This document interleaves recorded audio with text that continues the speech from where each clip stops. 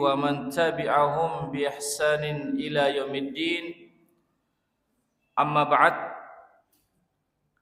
Bapak-bapak hadirin kaum muslimin, jamaah salat maghrib dan isya yang senantiasa dirahmati Allah. Pertama-tama kita senantiasa memuji Allah Subhanahu wa taala dan bersyukur kepadanya atas segala limpahan rahmat dan hidayahnya, sehingga pada malam hari ini kita masih diperkenankan oleh Allah untuk menjalankan perintah Allah,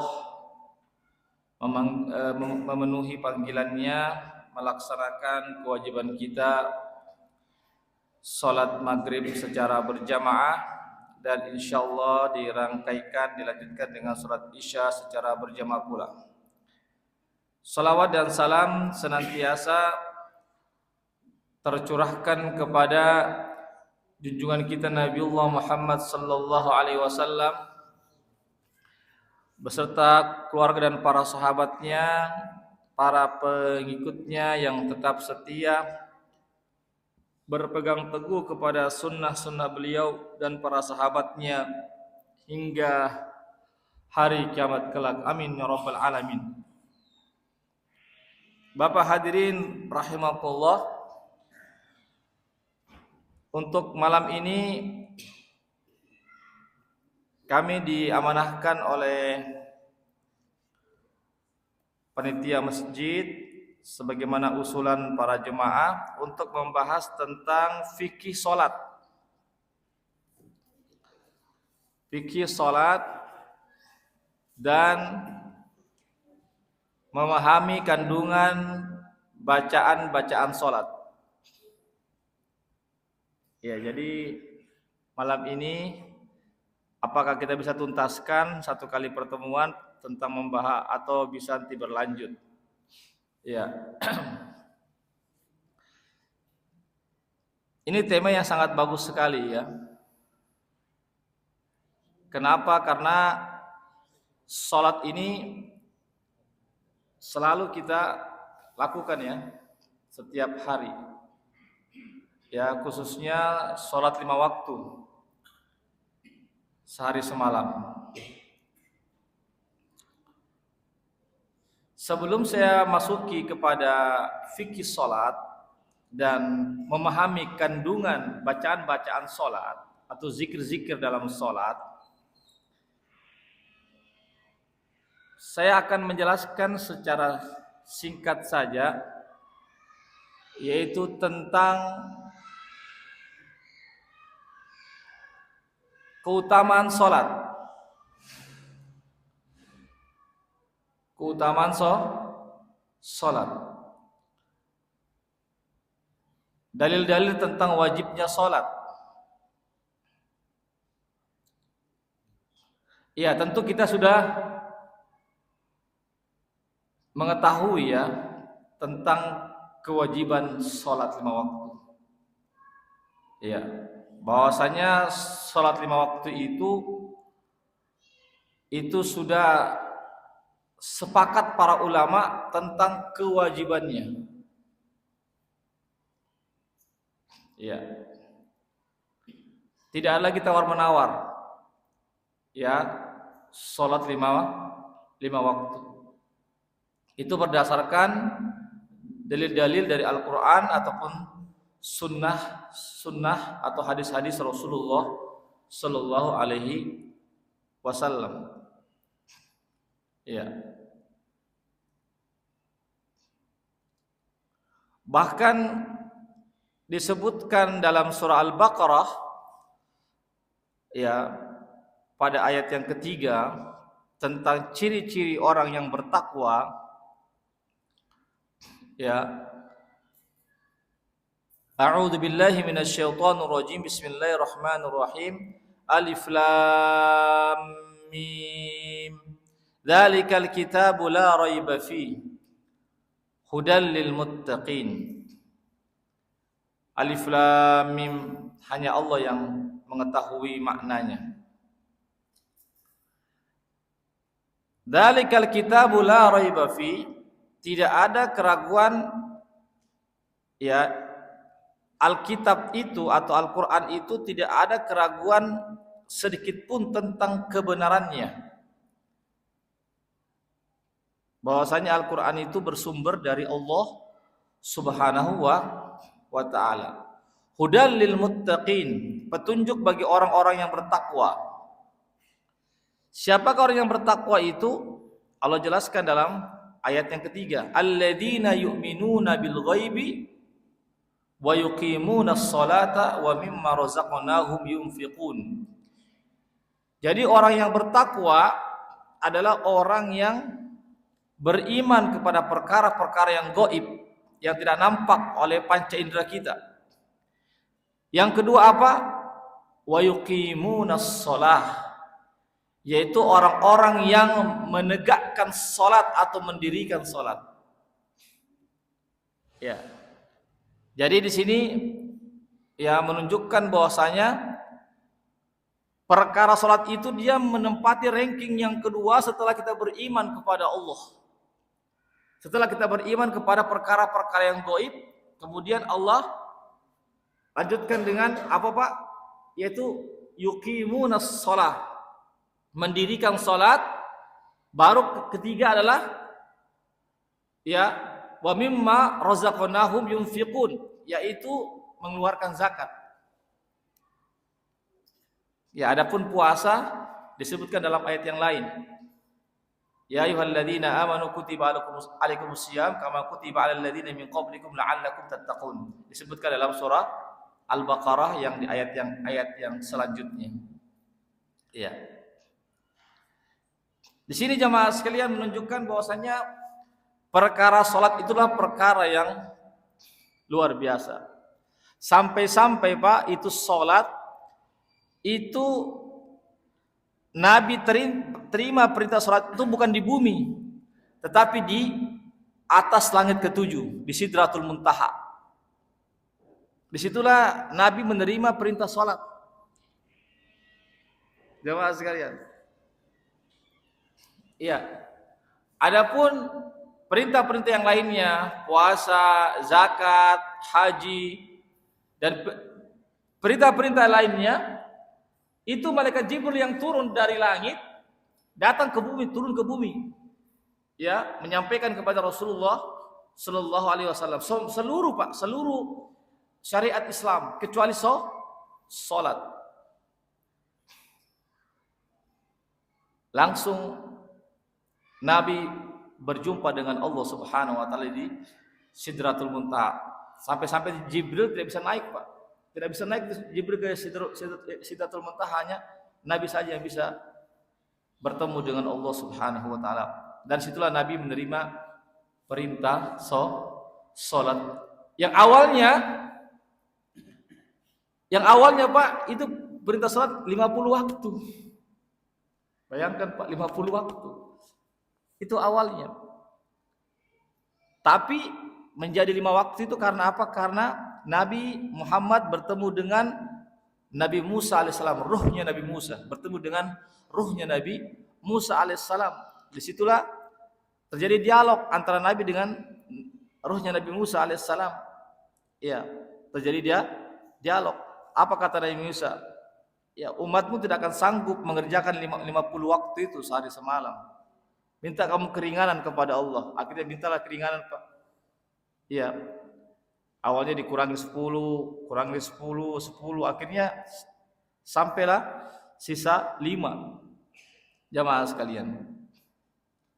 Ini hadirin rahimakumullah menunjukkan bahwasanya ya Allah Subhanahu wa taala itu sangat suka kalau kita terus berjumpa dengan Allah Subhanahu wa taala. Karena perjumpaan kita dengan Allah itu melalui salat, Pak. Iya, mi'rajul mu'min adalah as-shalah.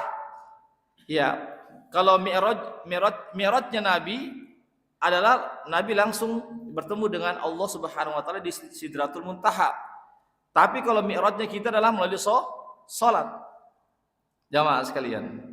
Melalui salat itulah pertemuan kita dengan Allah Subhanahu wa taala. Hadirin.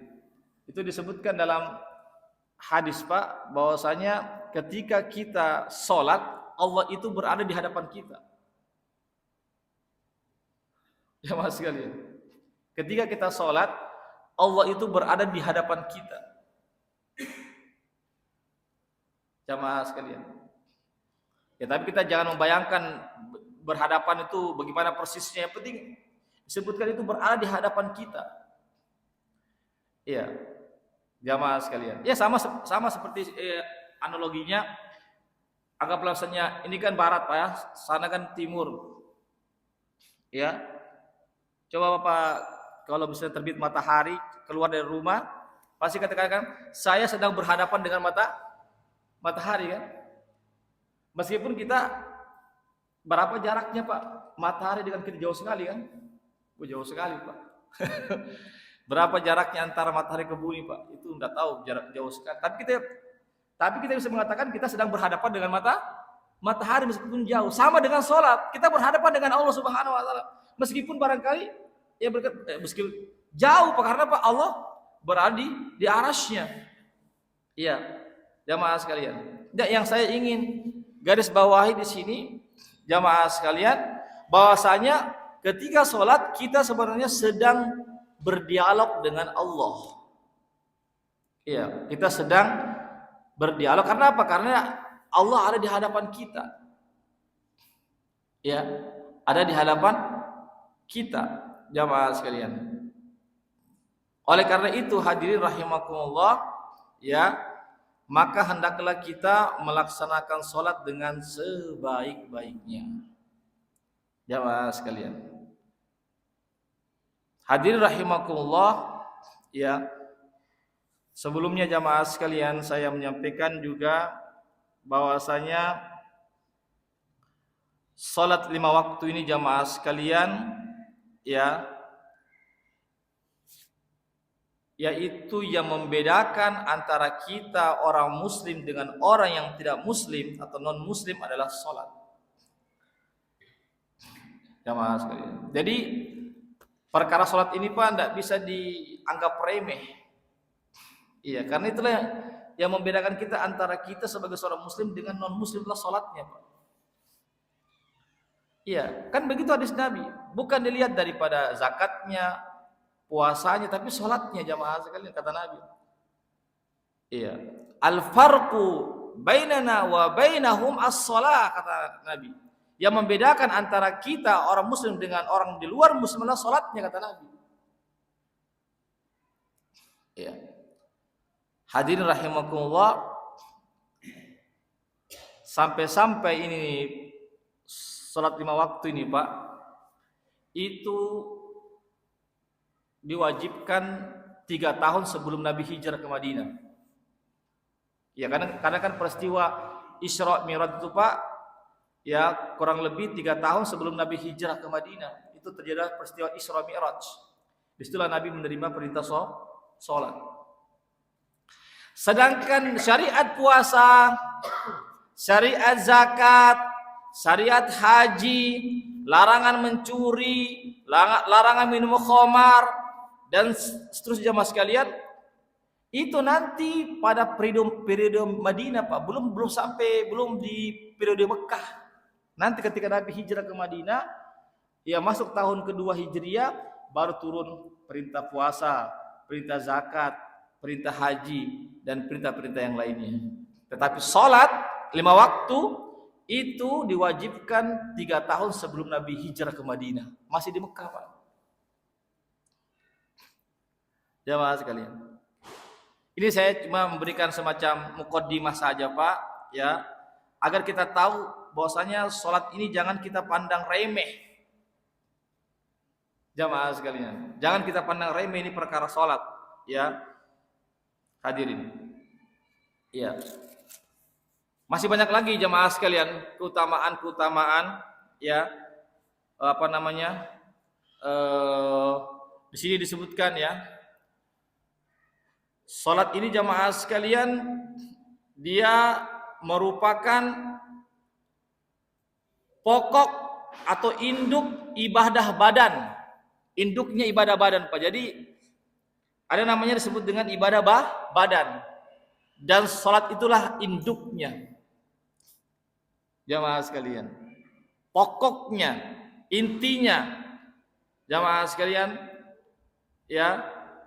Kemudian dalam salat, Pak, ya, kenapa salat ini adalah ibadah yang paling utama dibandingkan dengan ibadah-ibadah lainnya setelah dua kalimat syahadat? Karena di dalam salat itu, Pak, ada di situ ya berbagai macam ibadah-ibadah seperti zikir, membaca Al-Qur'an, di situ ada kita berdiri di hadapan Allah, kita ruku, kita sujud, kita berdoa, kita bertasbih, dan kita bertakbir. Ya, jadi dalam salat ini, Pak, begitu banyak kumpulan-kumpulan ibadah di situ. Zikir, tasbih, takbir, doa, ruku. Itu ruku itu ibadah juga, Pak. Ruku, sujud, jamaah sekalian. Ya, banyak sekali ya ibadah-ibadah yang terkumpul dalam perkara salat, jamaah sekalian yang dimuliakan Allah Subhanahu wa taala. Bahkan dalam rukun Islam yang 5, ya, itu salat menempati rukun yang kedua kan? Rukun Islam kan beliau, Pak, mengucapkan dua kalimat syahadat. Yang kedua adalah mendirikan salat, yang ketiga adalah menunaikan zakat, yang keempat adalah berpuasa di bulan Ramadan, yang kelima menunaikan ibadah haji bagi yang mampu. Iya. Jadi salat ini menempati urutan yang kedua. Bahkan disebutkan dalam hadis yang lain, Nabi bersabda, "Awwalu ma yuhasabu yaumil qiyamah as-shalah, fa idza salahat salaha sairu amalihi, wa idza fasadat fasada sairu amalihi." Amalan yang akan pertama kali diperiksa nanti pada hari akhirat oleh Allah adalah salat kita. Bayangkan juga, salat yang pertama kali, bukan puasa kita, bukan zakat kita, bukan haji kita, bukan infak kita, bukan. Tapi salat kita pertama kali diperiksa oleh Allah Subhanahu wa taala. Jika salatnya diterima, maka semua diterima. Bayangkan, Pak. Jadi salat ini kunci. Iya. Kalau salat ditolak kata Nabi, maka semua ditolak. Jamaah sekalian yang ya, jadi perkara salat ini, Pak, ya, maka hendaklah kita betul-betul mengagungkan, ya, betul-betul kita memberikan perhatian yang besar terhadap perkara salat. Ya, kita lihat lagi bagaimana hadis Rasulullah sallallahu alaihi wasallam, beliau menjadikan salat itu jamaah sekalian penyejuk matanya. Iya. Jadi Nabi itu, Pak, menjadikan salat adalah penyejuk hatinya. Artinya beliau itu merasa senang dengan salat. Merasa damai, merasa enak ketika beliau melaksanakan salat. Jamaah sekalian, maka jangan heran ketika Nabi kalau salat tahajud itu, Pak, sampai lama sekali kan. Pernah ada sahabatnya ketika Nabi salat tahajud di rumahnya, ada sahabatnya ikut di belakang. Sampai-sampai tuh Nabi, Pak, baca surah Al-Baqarah. Bayangkan tuh, Pak, surah Al-Baqarah sampai 3 juz itu kurang lebih. Kemudian baca lagi surah Ali Imran, An-Nisa, yang masih berjuz-juz dihafal, Pak. Sampai-sampai itu sahabat ada yang tidak tahan. Dia tinggalkan, Pak. Dia tinggalkan Nabi karena tidak tahan begitu lamanya. Tapi ini bukan salat fardu, ya, salat sunnah. Kalau salat sunnah itu memang kita disunahkan, Pak, memperbanyak, memperlama-lama kita. Karena kita salat sendirian kan. Dan sama kalau kita salat berjamaah, imam tidak boleh panjang-panjang bacaannya. Iya, karena kata Nabi, di antara jemaah ada yang sakit kan, ada anak kecil, ada yang punya hajat, maka imam tidak boleh panjang dalam membaca. Tapi kalau kita salat sendirian, silahkan, Pak, sebagaimana Nabi. Iya, jamaah sekalian. Ini bahkan ada juga ulama itu, Pak, sampai dalam satu malam itu salat 100 rakaat. Iya, jamaah sekalian, ulama, bayangkan, Pak, 100 rakaat. Kita saja salat tahajud saja 2 rakaat sudah berat. Iya, Jamaah sekalian, tarawih saja kita 8 rakaat, 11 rakaat sudah berat, ya. Ya, ini bagaimana dengan 100 rakaat jamaah sekalian? Iya, bahkan ada ulama pas sampai mengkhatamkan Al-Qur'an 8 rakaat, pas 11 rakaat tuh lewat, artinya mengkhatamkan Al-Qur'an lewat salat tahajud 8 rakaat, 11 rakaat, 20 rakaat selesai. Jamaah sekalian. Iya. Hadirin rahimakumullah. Ya, jadi ini menunjukkan jamaah sekalian bahwasanya Nabi, para sahabatnya dan para ulama-ulama terdahulu mereka betul-betul jamaah sekalian merasa sejuk, merasa enak dengan sholat. Ya. Apa rahasianya Pak? Ya tentu ada rahasianya kan? Tidak mungkin. Ya, tidak mungkin mereka kenapa? Ya, sama juga kita kan Pak. Kenapa kita misalnya lebih suka misalnya nongkrong-nongkrong di warung kopi kan sampai enak? Kenapa kita suka berjam-jam di warung kopi? Kenapa? Karena kita tahu apa rahasianya kan? Enak minum kopi, bicara sama teman-teman kan begitu. Kan begitu Pak. Sampai tidak terasa kan, sudah jam 1 malam ini. Karena kita merasa nyaman, enjoy kita di tempat itu kan Pak. Iya. Berbeda dengan sahabat Nabi, dengan para ulama-ulama terdahulu. Ya, jangan juga kita mengatakan Ustadz itu kan Nabi. Kita kan bukan Nabi, itu kan sahabat. Itu kan para ulama salafus saleh, kita kan bukan sahabat. Lah, justru itu Pak. Justru itu mereka itu menjadikan contoh. Siapa lagi yang kita contoh kalau bukan mereka? Masa kita mencontoh orang yang paling bejat? Masa kita mencontoh orang kafir? Nabi itu Allah utus untuk kita contoh. Bukan berarti harus persis 100%. Ya tidak mungkinlah kita persis dengan Nabi Pak. Kalau kita persis tidak bisa Pak. Nabi itu setiap malamnya Pak dia tahajud 11 rakaat setiap malamnya. Jamaah sekalian. Kalau beliau tahajud bukan cuma sebentar Pak. Jamaah sekalian. Hadirin. Ini jamaah sekalian. Jadi sekali lagi Pak ya, ini kan kita membahas tentang fikih salat. Ya, kemudian jadi ada 2 di sini yang mau dibahas, fikih salat sama kandungan-kandungannya. Maka saya katakan Pak, tidak bisa pertemuan 1 kali pertemuan ini. Mudah-mudahan kita lanjut lagi ini saya baru mukadimah ini. Baru masalah memberikan dulu semacam cas dulu kita.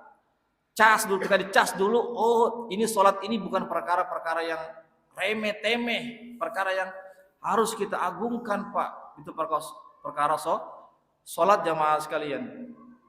Iya, sampai dalam keadaan perang pun Nabi disuruh untuk melaksanakan salat perang Pak. Bahkan ada namanya Pak salat dalam keadaan ketakutan berlari Pak. Itu bisa. Salat dalam keadaan berlari, jamaah sekalian sambil salat sambil berlari dalam perang itu boleh Pak. Ini jangan karena juga orang Ustaz, saya tidak bisa sholat Ustaz karena saya sibuk, saya lagi bepergian. Tidak ada kata-kata sibuk dalam perkara sholat jamaah sekalian. Sesibuk apapun kita, bahkan dalam perkara sholat Pak, kata Nabi, jika kamu tidak bisa berdiri karena sakit, duduk sholatnya. Tidak bisa duduk, berbaring.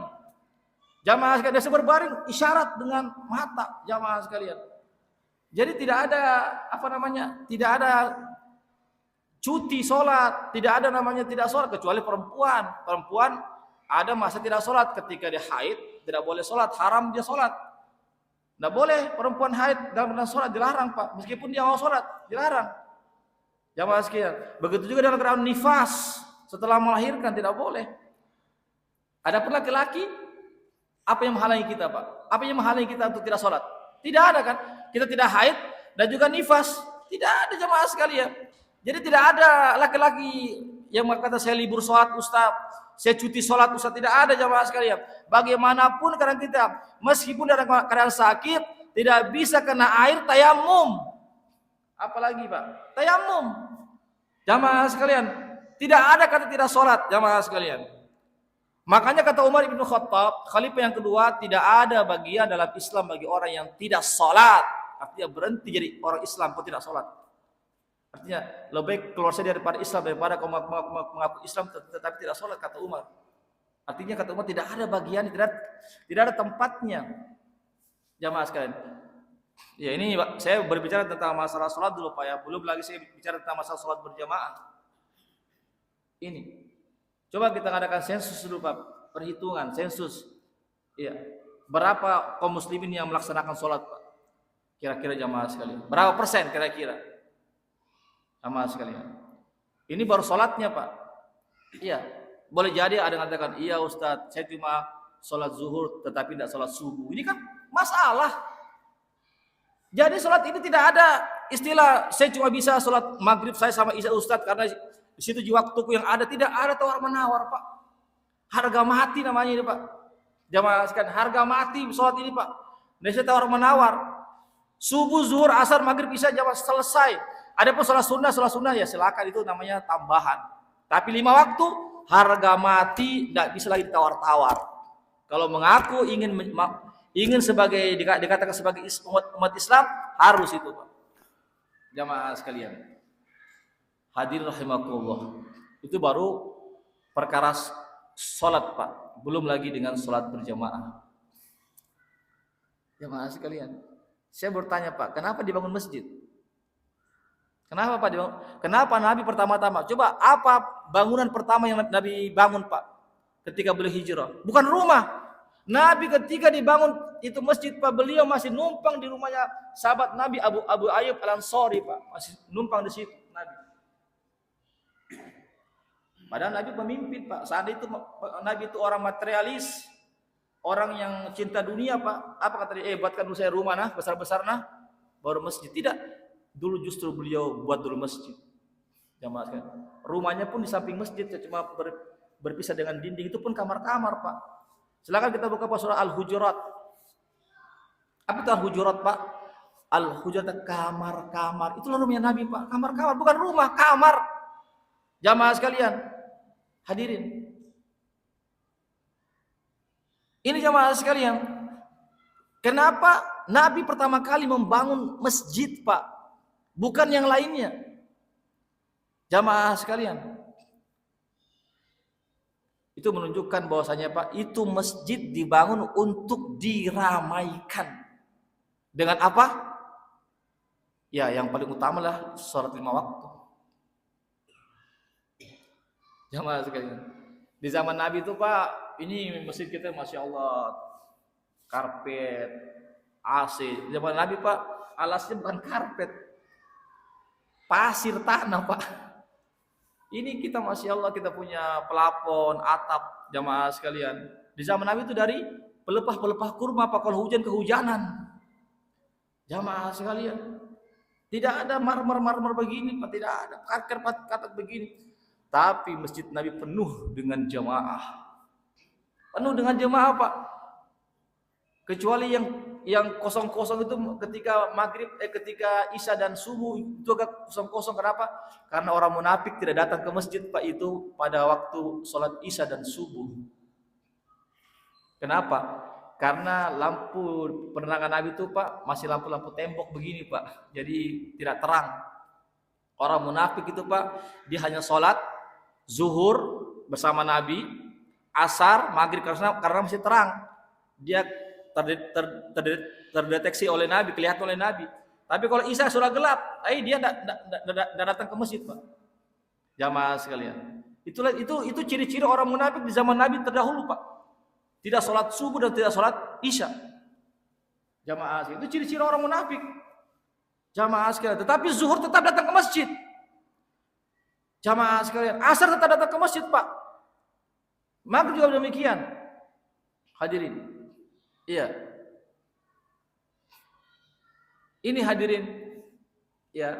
Jadi jamaah sekalian, bagaimana dengan masjid-masjid di zaman kita sekarang, Pak? Wah, masjidnya megah-megah sampai triliunan apa semua. Tapi bagaimana dengan jamaahnya? Bagaimana dengan jamaah, Pak? Yang hadir tiba-tiba orang-orang tua yang sudah meninggal dunia, Pak. Mana anak mudanya? Jamaah sekalian. Lebih suka nongkrong di tempat-tempat yang lain, Pak. Ini kan sangat menyedihkan, jamaah sekalian. Hadirin, bagaimana kalau kita meninggal semua ini, Pak? Siapa yang akan hidupkan di masjid kita, Pak? Saat ini kita meninggal dunia semua, Pak. Karena kita ini generasi tua akan meninggal dunia, akan diganti oleh generasi yang baru. Tetapi bagaimana kalau generasi yang baru ini, Pak, tidak tahu tentang Islam? Kita tahu tentang sholat, jamaah sekalian. Siapa yang akan memakmurkan masjid kita ini, jamaah sekalian? Ini Pak, ini kita berbicara tentang masalah masjid, Pak. Iya. Hadirin, ini sekali lagi Pak, ini masjid ini Pak, rumahnya Allah, Baitullah. Jadi Baitullah itu bukan cuma Ka'bah. Masjid ini Baitullah. Disebutkan dalam hadis Nabi, tempat yang paling Allah sukai, Allah cintai di permukaan bumi, masjid-masjid kata Allah. Sedangkan tempat yang paling Allah tidak suka, pasar-pasar kata Nabi. Kenapa pasar-pasar Pak Allah benci? Di sini orang pasar, orang curang lah di pasar. Jamaah sekalian berbuat, ya lupa sholat, asik jualan, bisnis, azan di masjid, asik saja jamaah sekalian. Kan begitu di pasar Pak. Ya maksudnya pasar-pasar ya, maksud juga mall-mall juga, itu kan pasar juga kan Pak. Namanya pasar modern, ada pasar tradisional, ada pasar modern, itu mall-mall. Kan sekarang begitu kan Pak. Mall-mall di mana-mana kan. Jamaah sekalian, ini sudah problem Pak. Jamaah sekalian. Jadi yang penuh apa? Yang penuh mall-mall, masjid kosong. Jamaah sekalian, ini tanggung jawab kita loh Pak. Jamaah sekalian, tanggung jawab kita jamaah sekalian. Kenapa? Karena umat Muhammad ini Pak adalah bukan cuma umat ibadah, dia adalah umat dakwah. Apa dalilnya? Al-Quran jamaah sekalian mengatakan kuntum khaira ummatin ukhrijat linnas ta'muruna bil ma'ruf wa tanhauna 'anil munkar wa tu'minuna billah. Kalian adalah umat yang terbaik. Jadi Allah jamaah sekalian melabeli kita sebagai umat yang terbaik. Kenapa? Ini karena ini Pak, karena tiga. Karena kita menegakkan amar ma'ruf nahi munkar dan kita beriman kepada Allah Subhanahu wa taala. Ini yang menyebabkan kita terbaik, Pak. Jamaah sekalian. Ini menyangkut lagi masalah dakwah, Pak. Jadi sekali lagi, Pak, kita sholat untuk pribadi kita, jamaah sekalian, ada masjid bagaimana kita hidupkan, jamaah sekalian. Yang berikutnya kita juga punya namanya tanggung jawab sebagai umat Rasulullah, yaitu berdakwah. Makanya kata Nabi, balighu anni walau ayat. Sampaikanlah daripadaku walaupun satu ayat. Ini Pak, saya dapat info, saya Surabaya dapat info, ada di Bali. Di Bali itu, ya itu juga banyak juga sebagian di kampung itu orang-orang Muslim di situ ya, meskipun sebagian besar bukan orang Muslim, orang-orang Hindu di sana. Tapi di sana Pak ada masjid itu sholat subuhnya sama dengan sholat Jumatnya. Bayangkan Pak, sholat subuhnya Pak sama dengan sholat Jumatnya full sampai ke pelataran. Bukan masjid kecil, masjid besar. Jamaah ini bukan dongeng Pak. Silakan kita share Pak di YouTube jamaah sekalian. Bayangkan Pak, sholat subuhnya sama dengan sholat Jumat. Begitu banyaknya orang Pak. Jamaah sekalian, ini yang kita inginkan jamaah sekalian. Iya. Jangan kita cuma melihat bagaimana masjid itu besar tapi isinya kosong. Jadi pengurus masjid bukan cuma mengurus bagaimana bangunan masjid itu mewah, tetapi pengurus masjid juga memikirkan bagaimana orang-orang di sekitar kita ini bisa memakmurkan masjid. Jamaah sekalian. Ini kita hadirin. Pak, kenapa Pak saya mengatakan demikian? Begitu pentingnya kita memakmurkan masjid Pak. Kalau umat Islam kalau sudah baik sholatnya Pak, yang lainnya aman Pak. Itu sudah selesai. Titik, selesai Pak. Kenapa hari ini umat Islam di mana-mana terjadi begini, yang melakukan ini begini, yang melakukan ini kejahatan-kejahatan berbagai dimensi? Itu karena sholatnya yang bermasalah. Kan begitu Pak. Kalau sudah bermasalah sholatnya Pak, akan berimbas kepada yang lainnya Pak. Hadirin. Iya, jadi tanggung jawab kita ini Pak. Iya. Ada juga tuh di Jawa, itu masjid apa namanya? Joko Karian. Wah, di Jawa Pak. Di Jogja itu Joko Karian, jamaah sekalian. Itu juga Pak. Ramai terus jamaah di situ. Oh, tapi di situ memang dikasih orang makan makanan. Ya, dikasih makan di situ. Apakah Jumat berkakah, subuh berkakah, ya buka puasa jamaah sekalian. Iya, jamaah sekalian. Tapi penuh terus masjid, jamaah sekalian. Padahal masjidnya Pak, masjidnya biasa-biasa saja.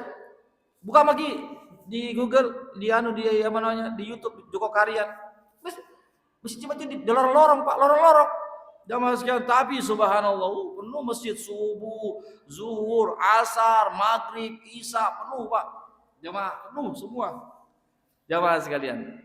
Ya jadi sekali lagi Pak, kita sebagai pengurus masjid, marilah kita memikirkan bagaimana masjid kita ini Pak bisa full jamaah. Jamaah sekalian. Full jamaah. Ya, dengan cara apa? Dengan full jamaah ya kita hidupkan ini dengan kegiatan-kegiatan jamaah sekalian. Ya di antaranya adalah ta'lim seperti begini, Pak. Ta'lim seperti begini ya kita semarakkan. Baik, Pak. Kita kembali lagi ya. Jamaah sekalian, saya katakan